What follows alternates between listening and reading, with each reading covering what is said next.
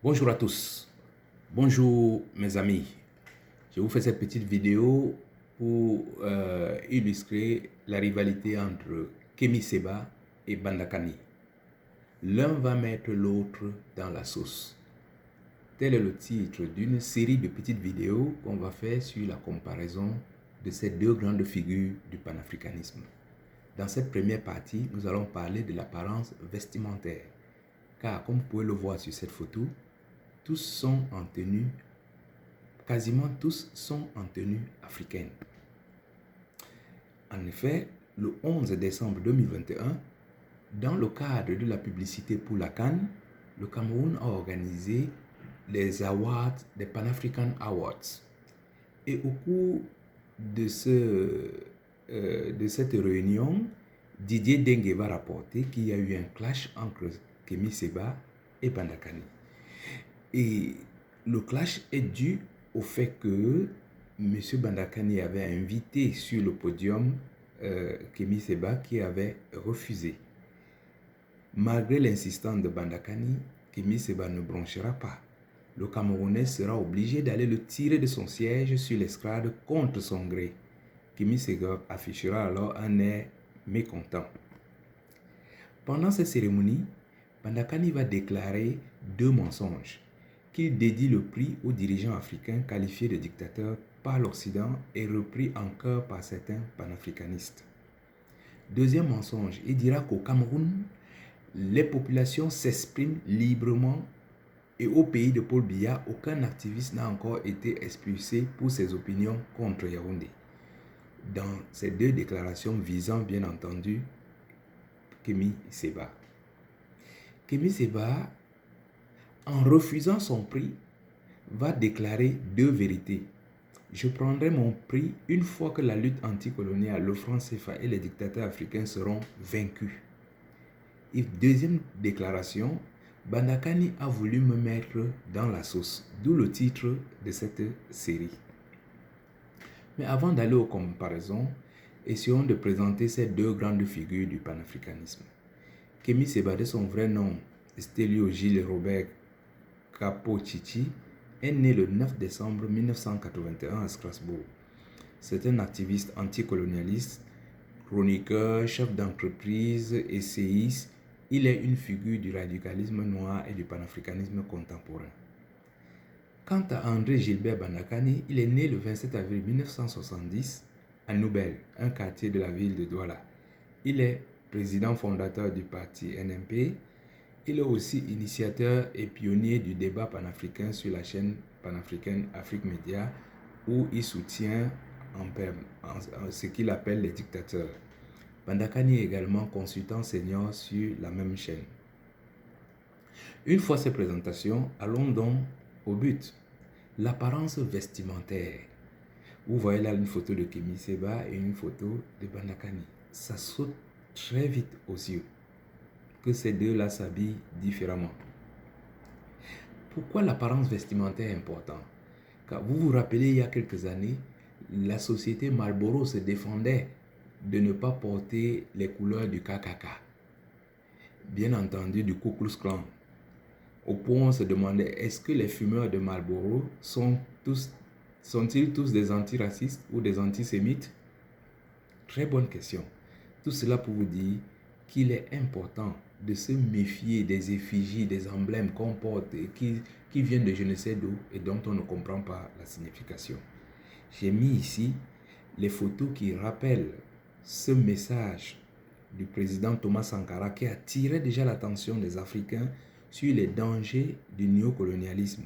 Il attirait l'attention des anticolonialistes sur le fait que ce néocolonialisme s'est infiltré jusqu'à dans les méandres de notre société. Je vais vous permettre ici de revoir la vidéo du président Thomas Sankara. C'est assez illustratif. Sont inutiles. Faisons en sorte également que le marché africain soit le marché des Africains. Produire en Afrique, transformer en Afrique et consommer en Afrique. Produisons ce dont nous avons besoin et consommons ce que nous produisons au lieu d'importer. Le Burkina Faso est venu vous exposer ici la cotonne patates produites au Burkina Faso, tissées au Burkina Faso, cousues au Burkina Faso pour habiller les Burkinabés. Ma délégation et moi-même, nous sommes habillés par nos tisserands, nos paysans. Il n'y a pas un seul fil qui vienne de l'Europe ou de l'Amérique. Je ne fais pas un défilé de mode, mais je voudrais simplement dire que nous devons accepter de vivre africain. C'est la seule façon de vivre libre et de vivre digne. Je vous remercie, Monsieur le Président. La patrie ou la mort, nous vaincrons. Il y a un camarade là. Où est le camarade de Lévis? Sortez là. Donc voilà, vous êtes là avec la publicité Lévis. Faites la publicité de Lévis. Donc c'est bien. Je vois le jean avec ses bien cousus là, Lévis. C'est bien. Mais ça c'est américain, vous voyez même c'est marqué en bas San Francisco. C'est écrit San Francisco. Qu'est-ce que vous voulez qu'on fasse? Comment on va faire? L'autre là-bas qui est venu poser la question là. Harvard. Travaille dans quoi?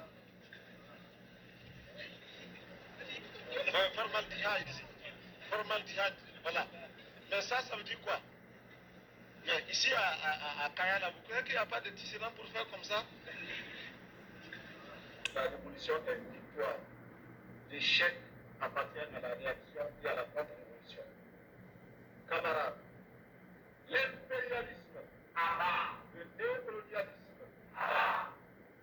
les élèves réactionnaires. Vous avez revu là, mes chers amis, le discours du président Thomas Sankara qui avertissait les anticolonialistes, les panafricains, du danger de la représentation du néocolonialisme, comment ça s'était infiltré dans notre société à un point extraordinaire. Regardons d'abord l'apparence de Kémy Séba. Il est toujours en tenue africaine, quel qu'en soit le continent, quel qu'en soit le lieu, qu'il soit au travail, à la télévision, il est toujours en tenue africaine. L'autre caractéristique des apparences de Kémy Séba, c'est qu'il est toujours entouré des jeunes panafricains, de tous ces gens qui veulent le départ de ces vieux dictateurs, de ces vieux tyrans qui martyrisent les Africains. Regardons maintenant l'apparence de M. Bandakani.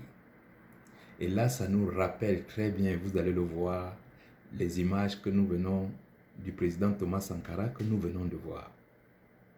Et oui, mes chers amis, après 35 ans après la mort de Thomas Sankara, j'ai retrouvé l'un de ces petits garçons dont parlait le président Thomas Sankara. Il s'appelle Bandakani. Et le drame de cette histoire, c'est qu'il n'a pas changé. Il continue à porter des habits, des tas de choses sur lui qui viennent d'on ne sait où, avec des noms de formaldéhyde, de Lévis, de San Francisco. Il ne sait pas d'où ça vient. Alors qu'ici à Kaya, il y a des tisserands qui peuvent lui filer du bon coton. Alors, les apparences de Bandakani sont toujours classiques. Veste tirée, cravate, nœud papillon, débardeur, salopette, je ne sais plus quoi. Tout ça, c'est l'hymne à l'habillement parisien. Alors, l'autre caractéristique qui est impressionnante avec lui, ce sont ses tenues sportives qu'il promène sur les plateaux de télévision. Il est toujours là, chapeau Nike, t-shirt TH, je ne sais pas ce que ça veut dire, sous-vêtements à 3 bandes, chaussures Reebok, à côté des autres panafricains, à côté des autres panélistes qui sont en tenue africaine. Et c'est là où on se pose la question, en faisant la synthèse. On voit très bien que les deux panafricanistes font la promotion de l'agriculteur, du designer, de la créativité, du commerçant, de l'industrie textile et des multinationales. Kémy Séba le fait pour les Africains, pour l'industrie africaine, et M. Bandakani le fait exclusivement pour les Occidentaux, c'est-à-dire pour les néocolons. Et la question de Thomas Sankara, c'est est-ce une ignorance du président Bandakani ou bien il se transforme en panneau publicitaire de sa propre volonté?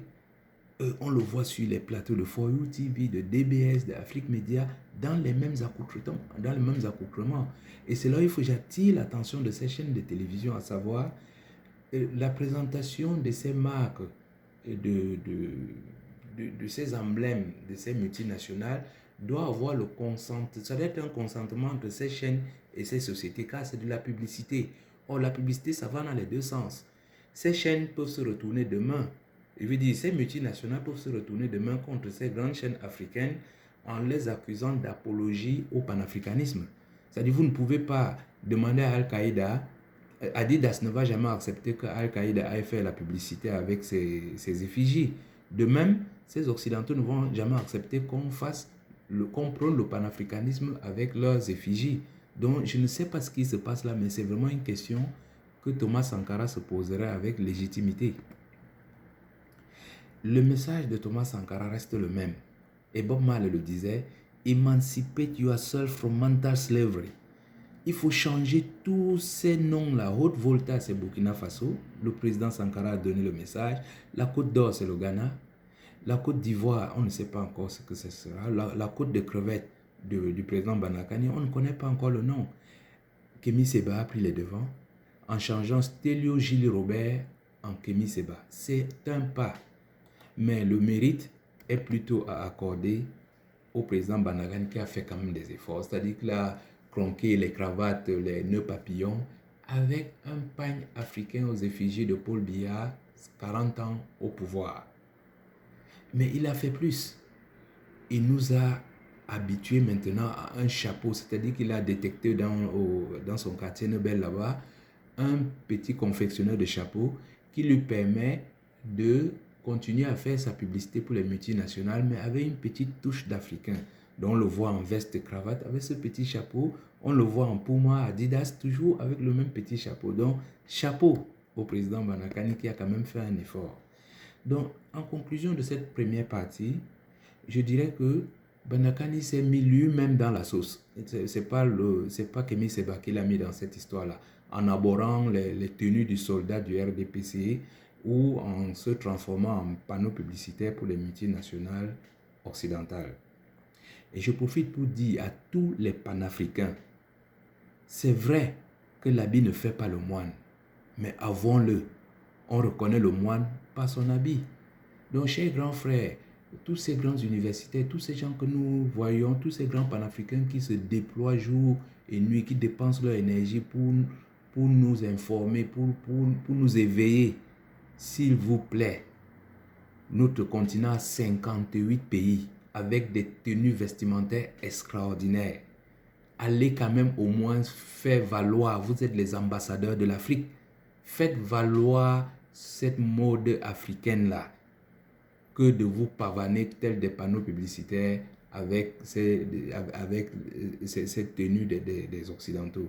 Voilà le message que je souhaitais passer à travers cette première partie de ce duel entre Bandakani et Kémy Séba. Merci de m'avoir écouté. Bonne soirée à tous.